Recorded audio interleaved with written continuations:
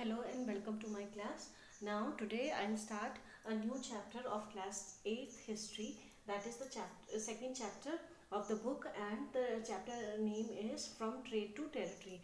Now in this chapter we'll be discussing how the Britishers they came to India as traders and how they tried to consolidate their position on Indian land. So let's begin the chapter. East India Company comes east. Right now, to understand this East India Company coming east, for its understanding, first of all we'll see the map. Here is your Great Britain. It is a part of Europe but not connected with the mainland of Europe, but it comes under European continent. Right here, Africa. Here is India, Asia. India is in Asia, right?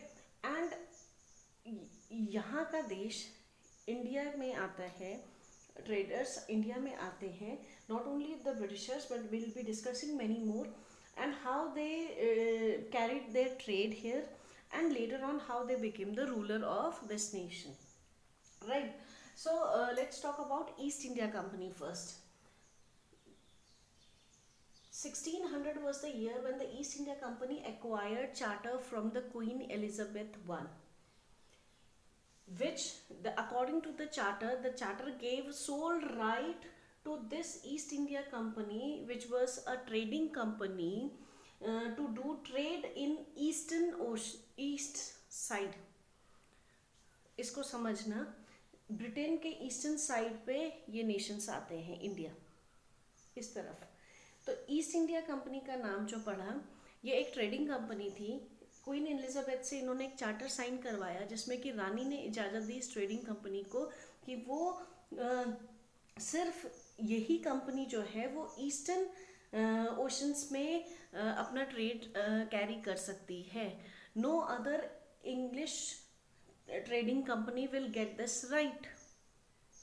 सिर्फ ये east India company को अधिकार दिया गया कि ये eastern oceans में, eastern seize में अपना ट्रेड कर सकती है. कोई और इंग्लैंड की कंपनी को, ट्रेडिंग कंपनी को ये अधिकार नहीं दिया गया था. ये चार्टर ईस्ट इंडिया कंपनी ने 1600 में क्वीन एलिजाबेथ I से साइन करवाया था.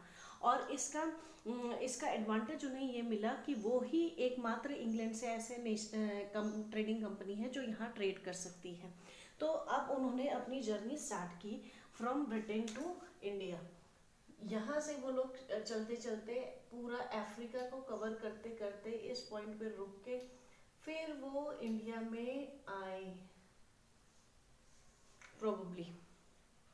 राइट. तो इस टाइप से ये जो सी रूट ये लोग फॉलो करते थे यूरोपियंस, इसको केप ऑफ गुड होप बोला जाता था. ट्रेडिंग के लिए यूज़ किया जाता था. काफ़ी लंबा पड़ता था भारत पहुंचने में, लेकिन ये वो टाइम था जब एयरवेज नहीं थे पॉसिबल, और ये यहाँ पे स्विस कैनाल नहीं बना था. तो इसलिए इनको पूरा अफ्रीका घूमकर फिर एशिया में एंटर करना पड़ता था अगर वो सी रूट से आए. राइट. तो इसी तरह से जब ये Britishers east India company India में या ईस्टर्न ओशंस की तरफ आ रही थी, तो उन्होंने सोचा भी नहीं होगा कि उनसे पहले अदर यूरोपियन ट्रेडिंग कंपनीज जो हैं वो इस रीजन में ट्रेड कर रही थी, ऑलरेडी ट्रेड कर रही थी. कैसे? 1498 was the year when Portuguese पुर्तगाल यहाँ पे है.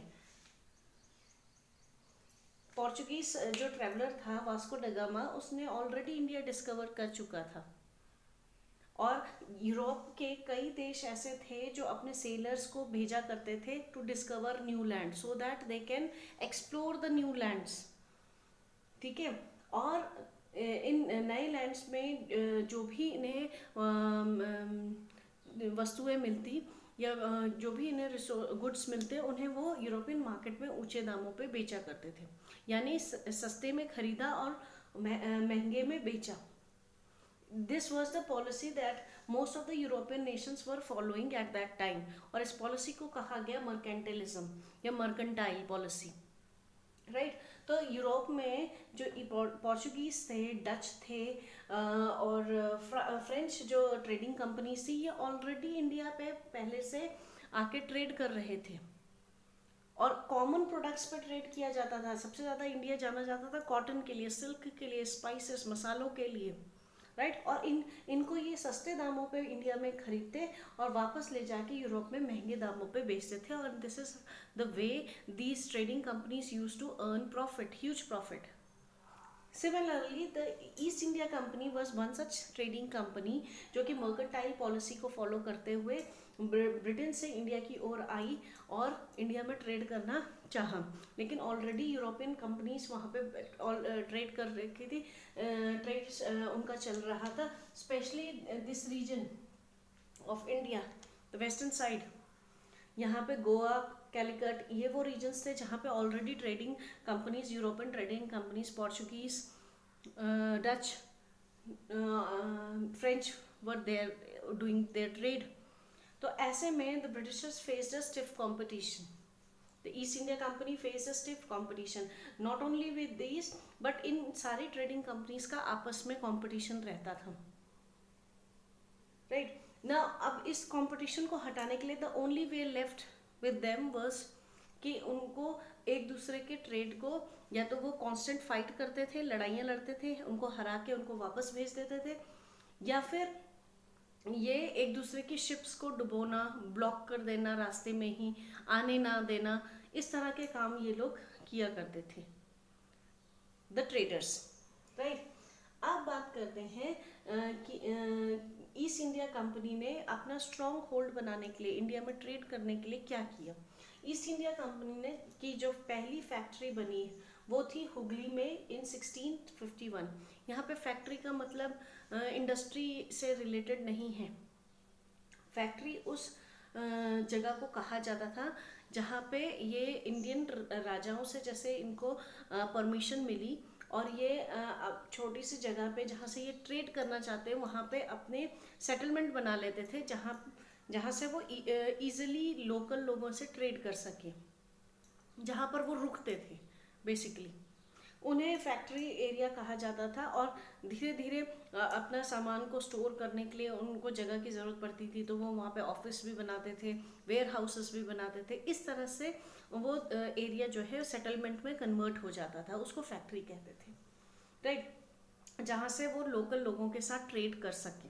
तो हुगली में फर्स्ट फैक्ट्री बनाई गई इन 1651, right. And they have also, the Britishers, the East India Company had also acquired the Farman of Mughal emperor Aurangzeb. Aurangzeb जो मुगल एम्परर थे उनसे उन्होंने फरमान साइन करवा लिया था, एक ऑर्डर साइन करा दिया था, रॉयल ऑर्डर, जिससे कि वो बंगाल रीजन में ड्यूटी फ्री ट्रेड कर सकें।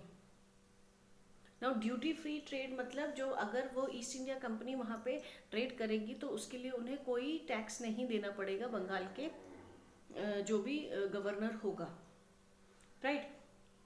ये वो समय था जब European companies, trading companies India में आई तो मुगल डायनेस्टी कहीं ना कहीं धीरे धीरे डिक्लाइन हो रही थी और जो उनके चीफ्स थे, मुगल राजाओं के जो चीफ्स थे, जो गवर्नर्स थे, वो ज़्यादा स्ट्रॉन्ग हो रहे थे और उन्होंने अपने अपने धीरे धीरे किंगडम्स या वो अपने आप को इंडिपेंडेंट डिक्लेयर कर रहे थे।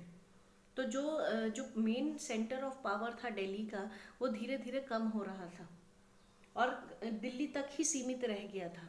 तो ऐसे में औरंगजेब से इन्होंने फरमान साइन कराया ईस्ट इंडिया कंपनी ने, so that they can do a duty free trade in Bengal region. अब इस फरमान को दे स्टार्टेड मिसयूजिंग दिस फरमान। कैसे? जिन एरियाज में वो उनको ट्रेड करने की आज़ादी थी, जहाँ पे उन्हें टैक्स नहीं देना था, वो उसके अलावा भी जो ईस्ट इंडिया कंपनी के अपने जो प्राइवेट ट्रेडर्स थे उन्होंने भी ट्रेड करना शुरू किया, जिसके लिए उन्हें टैक्स देना पड़ता, लेकिन वो नहीं दे रहे थे और कहीं ना कहीं they were refusing to pay the tax and this were causing loss to the Bengal governor. ये इसकी वजह से, क्योंकि they were not ready to pay the taxes, तो उसकी वजह से क्या हो रहा था, they were not ready to pay the duty to the governor of Bengal, so the governor were not receiving the money at on time, और यहाँ से इसकी वजह से उसे लॉस हो रहा था. अनदर रीज़न वॉज 1696 के में इन्होंने बंगाल जहाँ पे इनकी सेटलमेंट थी हुगली रीजन में, इन्होंने फोर्ट कंस्ट्रक्ट करना स्टार्ट किया.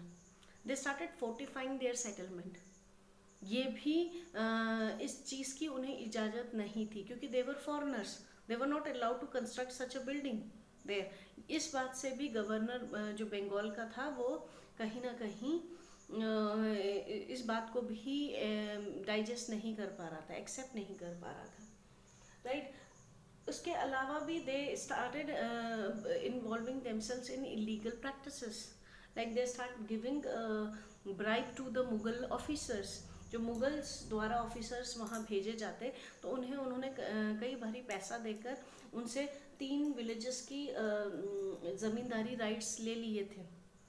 Means they were owning property, जो कि फॉरेनर्स के लिए अलाउड नहीं था उस समय. इस बात से भी बंगाल का जो गवर्नर था मुर्शीद कुली खान था वो नाराज था, right. So these were the reasons जिसकी वजह से the Bengal governor Murshid Quli Khan he became against of the East India Company and he didn't like the steps taken by the East India Company to they were misusing these trading rights.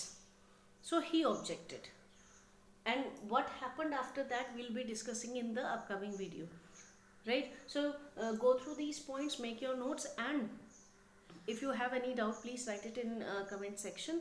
Please like, share and review and subscribe this channel. Thank you.